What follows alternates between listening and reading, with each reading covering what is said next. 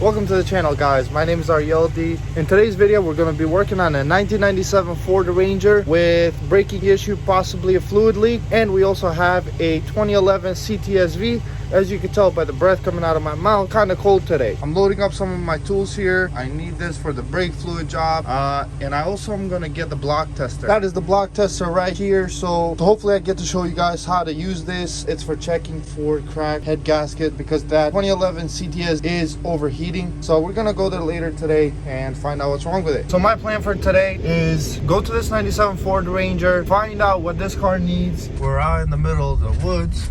There we go, that's our car right there, but I'm just gonna back it up right in front of that trailer. Very recently I also bought some knee pads because I need to protect my knees, especially on gravel like this. I'm doing a look-see here. I don't see anything leaking as of right now. Let's take a look here at the reservoir. Got some nice stuff over there. Yeah, looking at the reservoir, it's kind of empty. I'm gonna put my brake bleeding tool. Okay, we got our cap right here. Put this end onto that. Boom.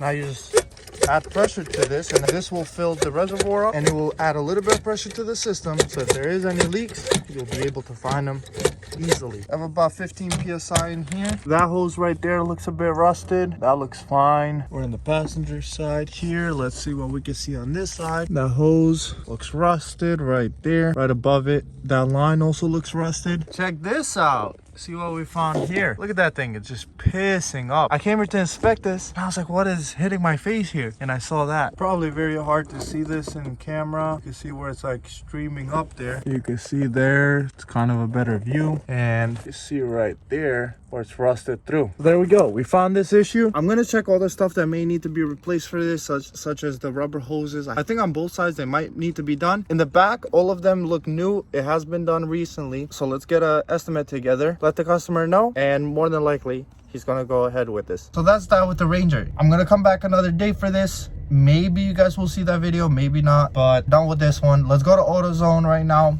order the parts that we need for this car, and we're gonna head out to the Cadillac CTS, the overheating issue. We're here with the Cadillac right now. I want to check if we got a check engine light or anything like that on.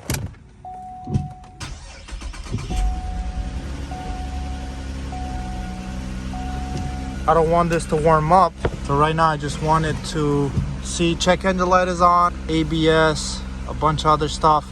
Let's scan this car, see what type of faults we have. Maybe we have some sort of sensor issue that might direct us for the check engine light. And that's what we got right here. We got engine coolant over temperature, protection mode active. We got engine misfire, cylinder 6 misfire. This right here could have been because of the reduced power mode. I checked the coolant level on the car, and the coolant level is low. So let's add some coolant to this and see if it's leaking out.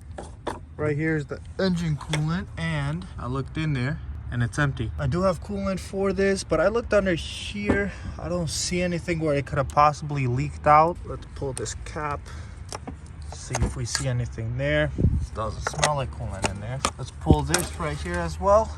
Make sure it's not milky, and it is not. That's also a good sign. So let's add some coolant and run the car. We added about 3/4 of this bottle over here, so it was definitely low. Now let's start the car and see if the car overheats. I'm gonna clear this light as well and see if the car goes into protection mode right away or not. Let's clear only the code in the engine control unit. Start the car. Feels okay, not really shaking right now at the moment. I don't feel like there's a misfire. The ABS, there was a whole bunch of faults for wheel speed sensors. I'm not too worried about that. I'm gonna let the guy know if he wants me to look at those. He's gotta pay a separate diagnostic fee for that. See, our temperature gauge there is just slowly coming up, and the engine seems to be running okay. Okay, so we're definitely losing coolant. That level went low. I do see some that looks like coolant over there. Might have to dig a little bit deeper into that in the back there. Maybe a water pump or something here. We got the block tester in here. We just put that fluid in there. We're gonna attempt to see if we see anything here, but I highly doubt it. I don't think it's this. Yeah, so this here seems good.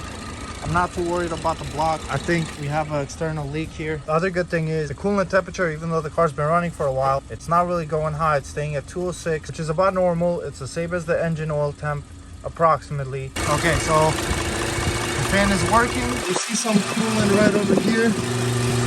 A little bit above that. Let me see if I can get a shot for you guys. There's a little bit of coolant coming from the housing there. what I want to do now is pressure test the system with the car off. Got the pressure tester hooked up. We're at about 11 psi.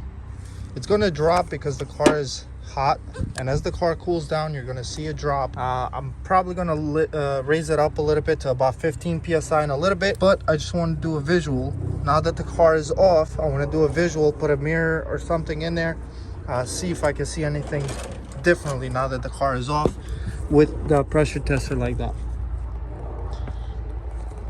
A look at what we have found so far. So if you look down there in that vicinity right there, you could see that pink trace, and it seems like if we follow it up, it seems like it's right there. If we follow it up some more, that might be our jackpot. That's the thermostat housing, and that right there is a little bit wet. I might still ask the customer if he wants me to go in cylinder. We got some coolant leaking over here. We need to start tracing that up, see where it's coming from, but it could very well be from that thermostat housing there. Let's get the camera out and see if we can see anything different with the camera. Got a big coolant leak right over here. That's where I have the camera pointing up, and we have this leak here. The leak is coming from right behind it. So it looks like this is the water pump over here, and that's a gasket for the water pump. I'm gonna see if we can get a gasket separately, but if not, we're gonna have to do a whole water pump here. Also, the thermostat up here is also leaking a little bit. Customer gave us the okay to take out the coils, look in there with the camera, make sure we don't got any coolant dripping down, make sure you inspect the top of the pistons and all of that. He gave us the okay to do it, so I'm gonna take both sides off. We're gonna put pressure in the cooling system again, make sure we don't got any coolant inside.